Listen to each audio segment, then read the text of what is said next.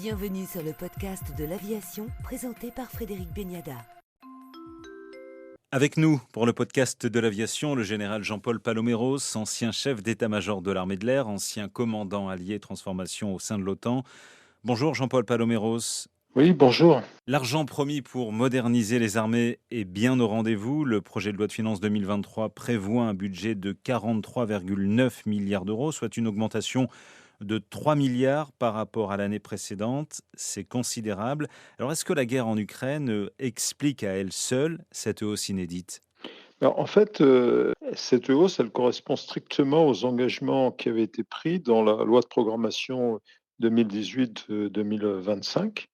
Il y avait une première pente qui était à peu près à 1,7 milliard de plus par an, et puis une deuxième pente qui commençait justement pour le budget 2023, sur 2023, 2024, 2025, 3 ans, qui était à 3 milliards.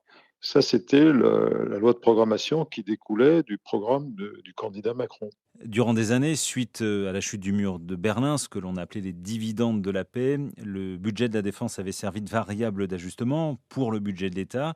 Il a fallu à un moment donné renverser la vapeur pour atteindre les 2% de PIB dédiés au budget de l'État pour rester en conformité avec les critères de l'OTAN.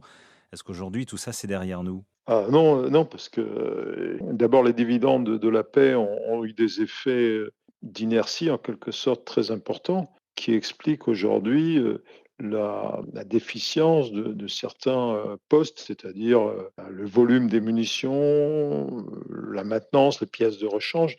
Il a fallu essayer de composer avec tout ça pour trouver le meilleur équilibre, continuer à moderniser nos forces, continuer à assurer l'ensemble des missions sur un vaste spectre, y compris la mission nucléaire et évidemment toutes les missions de projection, et puis garder un nombre suffisant de militaires sous les drapeaux, de toutes les armes, et en plus investir dans des nouveaux champs comme le cyberespace, l'espace. Donc ça, on l'a fait sous contrainte, et les budgets qui sont en augmentation aujourd'hui permettent un rattrapage, mais c'est long. C'est pour ça qu'il fallait une loi de programmation de 7 ans pour porter l'effort de défense. Et maintenant, la question qui va se poser avec l'Ukraine, c'est est-ce qu'il ne faut pas aller plus loin? En fait, la réponse est dans la question. Bien sûr qu'il va falloir aller plus loin. Donc, on a bien compris, si la modernisation des équipements, notamment sur la dissuasion, va se poursuivre, donc le saut technique et capacitaire souhaité depuis longtemps par les armées, lui, ce sera pour plus tard. On ne va pas assez loin. C'est pas aussi manichéen. Il y a des domaines où on est dans des modernisations profondes. Dans le domaine aéronautique, on voit que les différents standards, les derniers standards du Rafale constituent des améliorations très sensibles. L'arrivée d'armements tirés à très longue distance, des choses comme ça. Donc, il y a des améliorations. C'est vrai pour les trois armées. Maintenant, face au retour de la guerre de haute intensité, il y a effectivement des questions à se poser sur notre niveau de résilience et donc le niveau des stocks, le volume nécessaire et suffisant de munitions, le nombre même d'appareils, de systèmes. On est descendu à un niveau pour l'armée de l'air de nombre de Rafales. C'est lié au succès du Rafale à l'export, c'est lié au retard des commandes. Il y a plein de facteurs. Mais on est très en deçà de ce dont l'armée de l'air a besoin pour faire ses missions. Il faut quand même le savoir. Il faudrait au moins 200, 220 Rafales. Si on arrive à 180, ce sera déjà pas mal. Est-on aujourd'hui, Jean-Paul Paloméros, dans une économie de guerre et a-t-on suffisamment anticipé le développement des conflits de haute intensité ? Ça a été compliqué. On pourrait dire que d'un côté, cette loi de programmation 2017, quelque part, elle l'a anticipé, mais sans doute pas au niveau tel qu'il est en train de se manifester dans la guerre en Ukraine. Donc il y avait un juste équilibre à trouver. C'était aussi lié aux conditions économiques. Donc cet effort qui a été fait, il est quand même derrière nous. Et ça, c'est positif. Et les chefs d'état-major des différentes armées le reconnaissent aujourd'hui. Ils ont vécu une période de construction, alors que tous leurs prédécesseurs, moi y compris, on a vécu des périodes où il fallait systématiquement réduire, réduire, réduire. Et il y a un moment, ça avait des limites. Ça, c'est le côté positif. Maintenant, il va falloir aller plus loin dans une période quand même qui est très difficile. Et pour répondre à la première question, est-on dans une industrie de guerre? Moi, je ne crois pas. Aujourd'hui, non. Enfin, c'est pas mon sentiment. Il y a beaucoup de choses à faire pour être dans une industrie de guerre. Et en particulier, il y a toute la chaîne des sous-traitants qu'il faut alimenter si on le veut qu'en permanence, ils soient capables de produire ces équipements qui permettent ensuite aux grands donneurs d'ordre industriels qu'on connaît bien, Dassault, Naval Group, Thales et bien d'autres, Nexter, de produire des équipements. On ne peut pas reconstruire un canon César ou un Rafale, a fortiori, comme ça. Il faut que toute cette chaîne de sous-traitants elle soit mise sous tension. Or, quand elle n'a pas de commande, ces sous-traitants, qui sont des PME, des entreprises de taille intermédiaire, elles meurent parce qu'elles ne vivent que de ça, quoi. Alors, donc, une véritable industrie de guerre, ça veut dire une industrie qui produit des stocks et qui est alimentée. Ça, c'est plutôt le modèle américain, avec 750 milliards de dollars de budget de défense. Et aujourd'hui, on en est très très loin. Ça dépend des domaines, parce que, évidemment, quand on exporte, par exemple, l'exemple du Rafale est très intéressant. Cet export du Rafale, il a donné un ballon d'oxygène à toute la chaîne de sous-traitance, d'abord aux grands donneurs d'ordre, à Dassault, mais à toute la chaîne de sous-traitance, à Safran pour les moteurs, etc. Donc, ça, c'est un domaine où on est pas mal. Donc, on peut accélérer la cadence, c'est une bonne chose. Maintenant, sur, par exemple, la production des munitions, c'est plus compliqué. C'est une munition complexe qui demande aussi, alors il y a aussi les pénuries de microprocesseurs, ça vient nous handicaper, on n'est pas autonome en la matière. Donc là, il y a un vrai sujet. Parfois, des pénuries de matières premières. On voit que dans les systèmes complexes, il y a de plus en plus des métaux rares, des choses comme ça. Et ça, c'est vrai dans les voitures, donc a fortiori dans les systèmes d'armes. C'est plus complexe qu'il y paraît. On n'est plus pendant la Première Guerre mondiale où on produisait des avions comme ça à la chaîne, ou même dans la Deuxième Guerre mondiale. Là, on produit quand même des systèmes très sophistiqués. On ne peut pas remonter comme ça en puissance.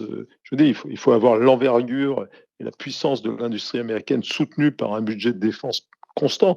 Sur l'Europe de la défense, est-ce que cette guerre est un véritable coup d'accélérateur et de quelle manière va-t-il se concrétiser? Moi, j'ai pas le sens.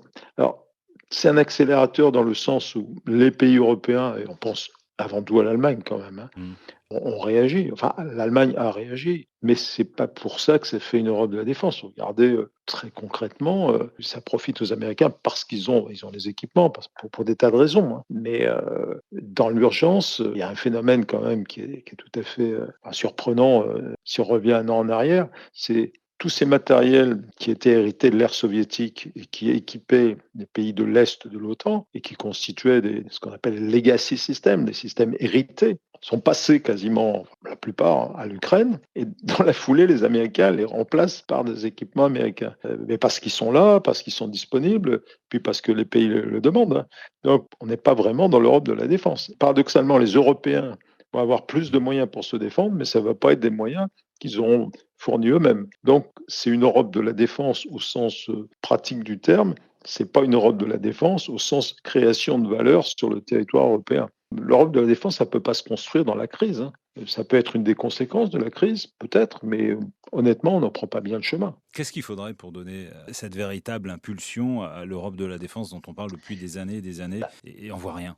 Le sens, très clairement, pour moi, il faudrait qu'il y ait un sens du bien commun, c'est-à-dire qu'on crée de la valeur, que les pays européens soient convaincus qu'ils créent de la valeur ensemble sur le théâtre européen pour les Européens, qui créent de la valeur dans l'innovation, dans la recherche, dans la technologie et dans le développement et dans la construction. Donc qu'ils prennent confiance en eux, ce qui passerait aussi par un partage en quelque sorte des compétences. Et c'est là que c'est difficile, puisque évidemment, le niveau des différents pays européens en matière d'équipement de défense est très différent. On voit déjà les difficultés de la coopération franco-allemande. Imaginez qu'on mette là-dessus la Pologne, enfin les plus grands pays, je ne parle même pas des plus petits, mais les plus grands pays, ne serait-ce que la Pologne, qui est un vrai sujet, qui est en train de s'équiper d'un côté d'avions américains et de l'autre côté d'avions sud-coréens. C'est quand même un paradoxe. Mais parce que si on regarde bien les choses de manière lucide et objective, parce que la Pologne n'y voit pas son intérêt, ne voit pas d'intérêt à investir dans le système européen. Pourquoi? Peut-être parce qu'on n'a pas su l'intégrer, parce qu'on ne l'a pas intégré aux grandes aventures industrielles européennes. C'est ça la clé, en fait. C'est que les pays se sentent eux-mêmes concernés et ils trouvent une valeur.